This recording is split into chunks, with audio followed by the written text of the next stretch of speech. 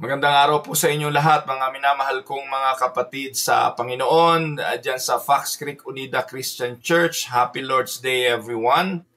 Before anything else, I would like to make a confession. Ito po ay pangalawang video recording ko na. I thought all the while, last Wednesday, ay natapos ko na yung video for the message for today. But unfortunately, noong na-i-upload ko na po, ngayon po araw ng Saturday afternoon, nag-message po si kapatid na siya at she was asking for the video link. Unfortunately, nang pinanood ko, wala po palang sound. Kaya I have to record again the message for you today. At salamat sa Panginoon, 2 beses ko pong ginawa ang sermon na ito para sa inyo. At dalangin ng aking puso na pagpalain kayo sa mensaheng ito ng ating Panginoon na dinala para sa inyo ngayong umaga. The title of our sermon for today is I Will Give You Rest, and I will dwell upon Matthew chapter 11 verses 28 to 30. Samahan ninyo ako at ating basahin ang mga talata. Come to me, all who labor and are heavy laden, and I will give you rest. Take my yoke upon you and learn from me, for I am gentle and lowly in heart, and you will find rest for your souls. For my yoke is easy and my burden is light.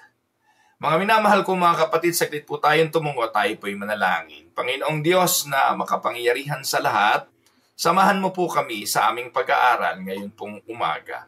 Dalangin po ng aming mga puso na ang iyong mga salita ay mangusap. May you speak to us your words, O Lord, not only into our mind, but also into our hearts. Tulungan mo kaming makapamuhay ayon sa iyong mga salita. Sa pangalan ni Jesus, ito po ang aking dalangin. Amen.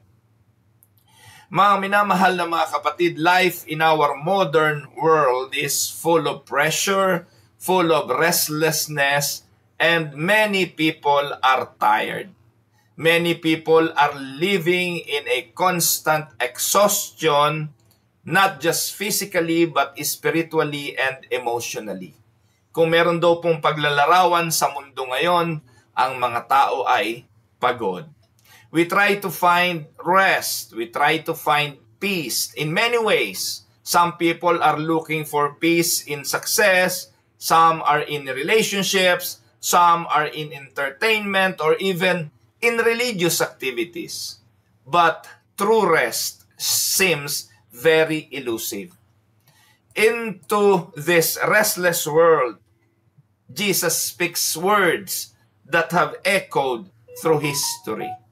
Ang sabi ng Panginoong Hesukristo, come to me and I will give you rest. Mga kapatid, this is not a shallow promise of temporary relief, but a deep invitation to the rest that only Christ can provide. Ito po'y hindi kapahingahan lang ng pisikal na pangangatawan, kung hindi rest for our souls. At ang mga talatang ating binasa is at the heart of the gospel. That the verses that we read reveals who Jesus is and what Jesus offers and how we should respond. Kaya sa mga talata, ang una nating makikita ay ang isang invitasyon. At ang invitation na ito ay galing sa ating Panginoong Jesus. Mababasa natin sa verse 28 yung katagang, come to me. He, as Lord, is inviting people. May audience po siyang kinakausap. And Jesus addresses all who labor and heavy laden. The one that Jesus is talking to right now are those people who are tired. And if you are tired right now, not only physically, maybe hindi ka mapagkatulog sa dami ng alalahanin, maybe hindi ka mapagkatulog bunga ng mabigat na damdamin, sakit ng kalooban, sa mga paghihinagpi sa sama ng loob, bagay na ginawa sa inang iba, o dahil sa kasalanang nagawa mo sa iba at dahil dito'y mawalan ka ng kapayapaan, the address is for you. This includes those who are worn down by the burden of sin, by guilt, by shame, by brokenness. Yung mga taong takot, pagod, guilty sa mga bagay na nangyayari sa buhay, kapatid, ang panawagang ito'y sa iyo. And it also includes those crushed under the weight of legalism. Yung akala nila sa pamamagitan ng pagsimba na babayaran yung kasalanan nila, sa pamamagitan ng paggawa ng mabuti na babayaran yung kasalanan nila, masyadong mga legalistic. In order to pay for the penalty of their sin, they just need to do good works. Pero mga kapatid, nakakapagod ang mga bagay na yon. The Pharisees laid endless rules on the people yet never gave them peace with God. Only Christ can offer and give the peace. And it also includes those exhausted by the struggles of life, pain, suffering, and anxieties.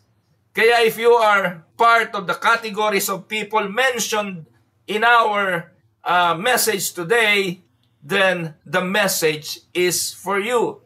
Every one of us fits this category.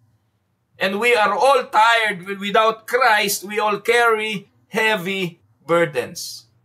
Kapatid, kumusta ang pasan? Kaya pa ba? Gaano na kabigat? May kapayapaan ba? So ang kausap ay tayo. Ngayon, ano ang invitation ng Panginoon?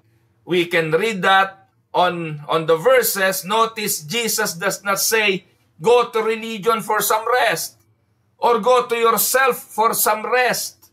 He says, come to me. There is an invitation. And salvation, as we look at it, is personal. It is not a system. Salvation is a Savior. And salvation is exclusive. Only in Christ do we find true rest. Solus Christus. That is the exclusivity of Christ. There is no other way. There is no other name under heaven. And it is urgent. Jesus calls us to come now and not later. So He wants us to come to Him right now, exclusively, and He wanted us to come to Him alone. Illustration, imagine a man drowning at sea. If someone throws him a rope, he does not debate. He just clings to it. Jesus is that lifeline, and to reject Him is to remain in the storm. Jesus is the only way, not Buddha, not Muhammad, not your religion, but the Lord Jesus Christ only. And the calling is urgent. It is now, no tomorrow. We don't have any guarantee of another day. And the second point that we need to look is the gift of Christ. Jesus said in verse 28, I will give you rest. Let us look at the nature of this rest. This is not merely a physical rest, but a spiritual rest. Peace with God through Christ. So alam po natin mga kapatid, ang kapahingahang ito na iniaalok ng Panginoon ay hindi lang naman pagod na katawan. Ang pagod na katawan kapag nakatulog ka, pagising mo kinabukasan, wala na yung pagod. Wala na yung panghihina, nare-revitalize ang ating physical. Pero yung pagod na isipan, pagod na puso, pagod na emosyon, hindi po yan nagagamot ng pagtulog lang. Hindi po yan nare-revitalize ng pag-idlip lang. You need somebody to revitalize you. Yung peace na napakailap ay hindi yan nakukuha sa tulog lang. And this rest, the nature of this rest is a rest spiritually. It is a rest from guilt. Romans 8:1 says, there is therefore now no condemnation to those who are in Christ Jesus. So this is the promise. If you are in Christ, then therefore no more condemnation to you. This is a rest for striving. From striving, we don't earn salvation. Kung ang paghanap ng kaligtasan ay sa pamamagitan ng ating mga ginagawa, mapapagod ka. Walang katapusan, endless pursuit, and no guarantee of salvation. For there is no salvation apart from Christ. So the rest that Jesus is offering is the ultimate rest, a spiritual rest, na kapag sa Kanya tayo nagpahinga, ang ating mga kaluluwa'y makakasumpong ng kapahingahang pangwalang hanggan. Rest in God's providence. Ephesians 2:8-9 says, "For it is by grace you have been saved through faith, and this is not from yourselves. It is a gift of God, not by works, so that no one can boast." Third is rest in God's providence. We no longer carry our own burdens because God sustains us. 1 Peter 5:7, "Cast all your anxiety on Him because Christ cares for you." So the nature of the rest is not merely physical, but it is spiritual. Tandaan natin, minsan ang mga Pentecostal kapag nangangaral, ang iniaalok ni Jesus ay physical. Ang iniaalok na kapahingahan ay physical. Ang iniaalok na kapayapaan ay physical. No! What Jesus is offering here is something different. What He is offering is rest spiritually. That is the nature of the gift of rest that Jesus Christ is giving. Now let us look at the source of this rest. Where can we find this rest? Ang sabi, "I will give you rest." So rest can only be found in the giver. And who is the giver? It is Jesus. Tandaan po natin, rest is not something we create. You cannot create your own rest. It is something He gives. Alam niyo mga kapatid, yung physical rest, simple lang yan eh. Pag antok ka na, kahit nga sa jeep, nakakatulog ka eh. Kahit nga nakaupo, nakakatulog ka eh. At sa oras na ito, habang nakikinig ka sa akin, kung puyat ka kagabi, nakakatulog ka ngayon eh. Madali kang maantok, madali kang mapagod, madali kang makatulog. So you don't need to prepare to rest physically. Ihiga mo lang ulo mo, tulog ka kung talagang pagod na pagod ka physically. Pero ito, tandaan mo, yung kapahingahang espiritual, hindi yan kayang paghandaan. Wala tayong kayang gawin para maalis ang pagod natin spiritually. It is not something we create. It is something given to us. And it is something that only Jesus can provide. The world offers distractions. Papagurin ka ng mundo. Ang espiritu mo, pagod na pagod sa mundong ito. But only Christ offers peace for the souls. John 14:27, "Peace I leave with you. My peace I give you. I do not give you as the world gives. Do not let your hearts be troubled and do not be afraid." Ano sabi ni San Agustin? Our hearts are restless until they rest in you. Take note that every human pursuit without the Lord leads to emptiness and being tired. Amen?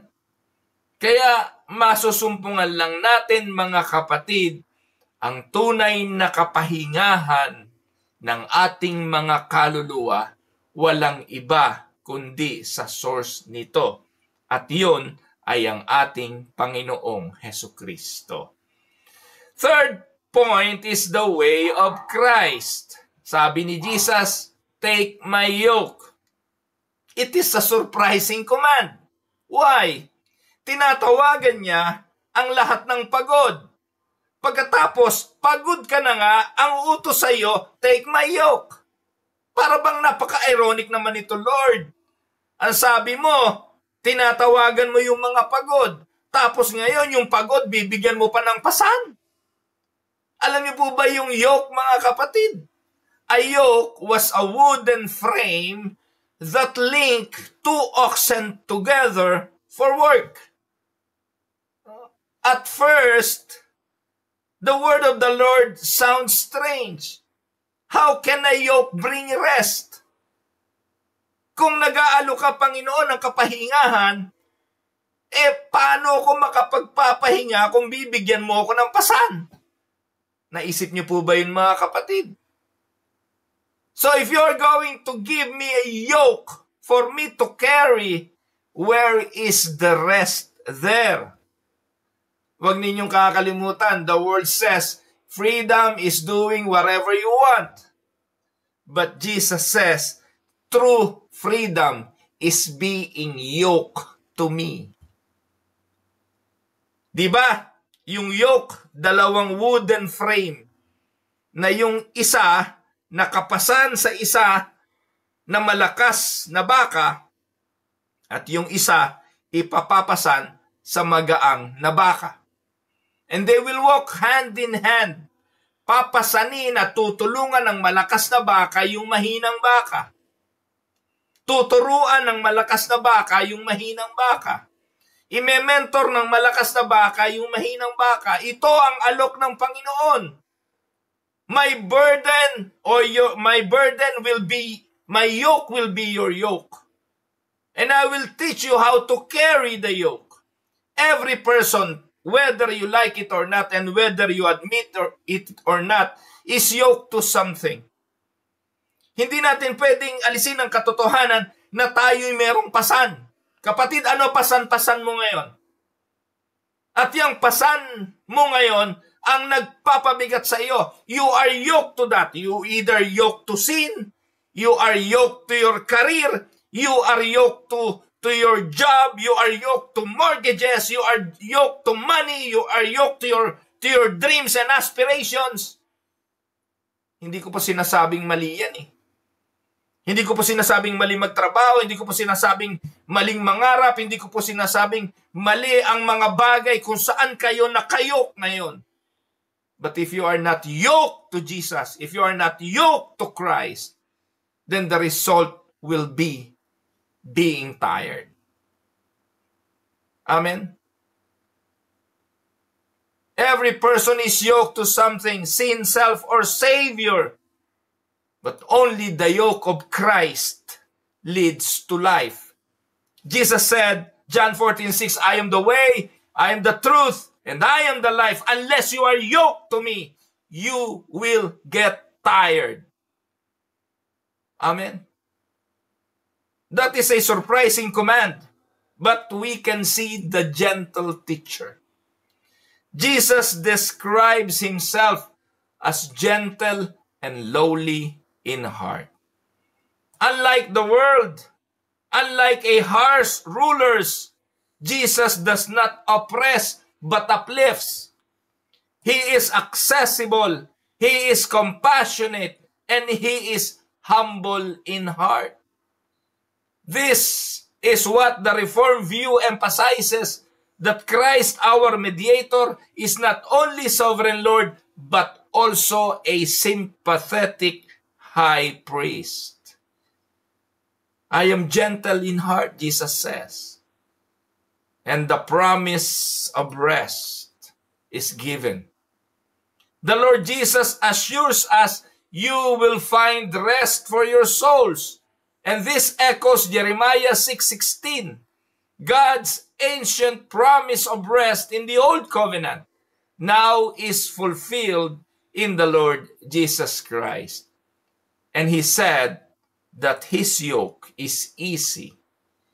Not because life becomes effortless, but because we have someone who will help us to carry the weight for us. Kaya kung ano man yung pasan mo, ibigay mo kay Jesus. Ano man yung kabigatan mo, ilagay mo kay Jesus. At hayaan mong tulungan kanyang pasanin. And his burden will be light. Because it is shaped by love and grace, not by legalistic demands.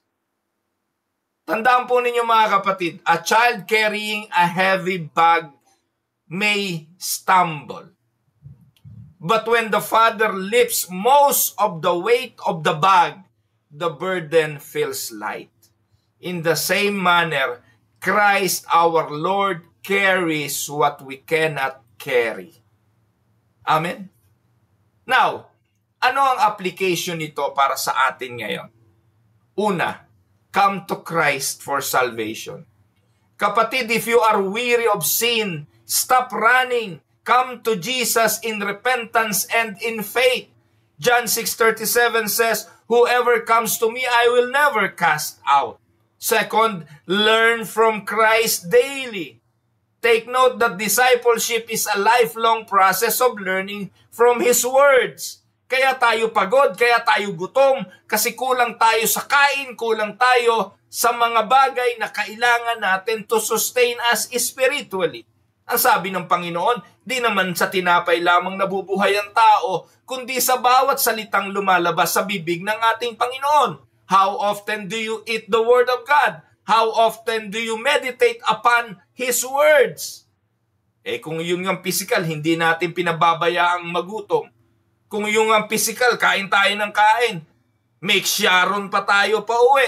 Samantalang sa spiritual, kailan ka nag-Sharon ng pagkain spiritual? Kailan pagkatapos ng pananambahan, sinabi mo kay Pastor J, meron ka pa bang salita ng Diyos na gustong ibigay sa akin para i-Sharon ko pa uwi? Hello? Meron bang nagsasharon sa inyo ng Word of God? Ang mga isinasharon lang natin, yung mga inilalagay natin sa plastic labo, kasi concern lang tayo sa mga bagay na pisikal. Pero, ang sabi ni Jesus, learn from me daily. Amen? Rest is not the absence of responsibility, but the presence of Christ in responsibility. Third, rest in Christ's finished work. On the cross, Jesus shouted, "It is finished." We don't add anything to His work. We just trust in His work. And Hebrews 4:9-10 reminds us that the true Sabbath rest is found in Christ. The true Sabbath rest is spiritual. Hindi katulad ng ginagawa ng mga Hudyo dati. Ang Hudyo, ang kanilang Sabbath, walang kikilos, walang gagalaw. The whole day of Sabbath. Pero tayo, yung ating Sabbath is more of a spiritual. We rest in Christ. Meaning, we take our focus out of the world and we put our focus on the things that are spiritual. We give more emphasis on the things that are spiritual. Kung sa 7 araw o sa 6 na araw pinapakain natin ang ating pisikal, ginagawa natin ang lahat ng bagay sa pisikal, sa 7 araw ang gagawin natin, ang pakakainin natin, ang concern natin, ang focus natin ay ang spiritual. That is the real Sabbath. Amen? At pang-4, cast your burdens on Him. Kapatid, are you anxious? Cast your cares upon Him. Are you tired in ministry? Pagod ka na ba sa pagpapastor? Pagod ka na ba sa Bible study? Pagod ka na ba sa paglilingkod? Ang kailangan magpahinga ka. Kanino ka magpapahinga? Walang iba kung hindi sa Panginoong Jesucristo. Trust Him. Amen? Mga kapatid, bilang konklusyon, Matthew 11:28-30 is a gracious portrait of Jesus Christ, gentle, humble, and inviting. He does not call the strong but the weary. He does not promise an easy life but a peaceful soul. The question is, have you truly come to Him? Not to religion, not to self-improvement, but to Christ Himself. Ulitin ko, true rest is not found in escaping life's problems, but in being united to the Savior who carries out our burdens. Amen? Now, nabalitaan ko, pagkakatapos ninyo ng pananambahan, nagdi-discussion kayo kung ano ang mensaheng napulot sa mensahe, sa sermon. So maganda, mag-reflect po kayo. I'm going to give you some reflection questions. 1. What burdens are you carrying today that Christ is inviting you to lay at His feet? 2. In what ways have you sought rest apart from Christ? Have those ways satisfied you? 3. How can you daily take His yoke and learn from Him in practical ways? And the last, do you believe that Jesus is gentle and lowly toward you personally? Or do you still fear His rejection? Pagpalain po kayo ng Panginoon, mga minamahal kong mga kapatid. Saglit po tayong tumuo at tayo po ay manalangin. Lord Jesus, we confess that we are often weary and burdened by sin. We are fearful about the future and what lives can bring. Thank you for inviting us to come to you, Lord. Teach us to take your yoke, to learn from your gentleness, and to rest in your finished work. May our restless hearts find peace in you alone. And I am asking right now for your continuous blessings to be upon my brothers and sisters in Christ sa Fox Creek Unida Christian Church. May you grant rest on them, Lord. Especially our beloved Pastor Jay, ang kapatid na Cheryl, ang buong kongregasyon. Samahan mo po silang parati, Panginoon. At kung may mga kahinaan, ikaw magpalakas. At kung may kawalan ng kapayapaan, ikaw magbalik ng kapayapaan. Sa iyo po namin ibinabalik ang lahat ng papuri sa matamis na pangalan ng aming Panginoong Jesucristo. Ito po ang aming dalangin. Amen and amen. Happy Lord's Day sa inyo, mga minamahal kong mga kapatid. Patuloy po kayong samahan ng ating Panginoon. Huwag tayong susuko. Magpatuloy tayo. Tandaan, pwedeng magpahinga, pero hindi pwedeng tumigil. Ito po ang inyong lingkod, si Pastor Ruel, para po sa Tinig ng Pag-asa, hindi po pala, sa pananambahan natin ngayong umaga sa Fox Creek, Unida. God bless everyone.